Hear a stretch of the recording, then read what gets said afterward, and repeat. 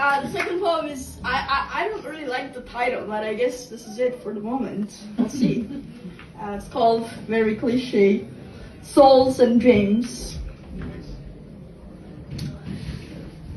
I often find myself hearing the most sensitive, most vulnerable, and among all, the most deep love.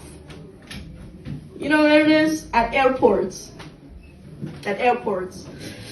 Soul-revealing souls passing by this nomad at the end of random lands. Are they random though? You know? Are they random? No. Dreams that nourish the thirsty tongue, fed the hunger, and sang a lullaby in my mother tongue, inviting me to a stage that opened my arms, echoing anger,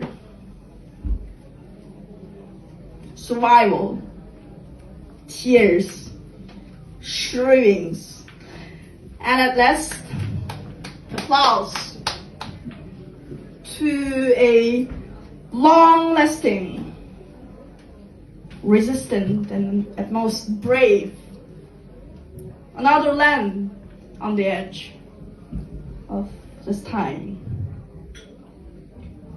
Pacific, Vancouver, baby. That's it.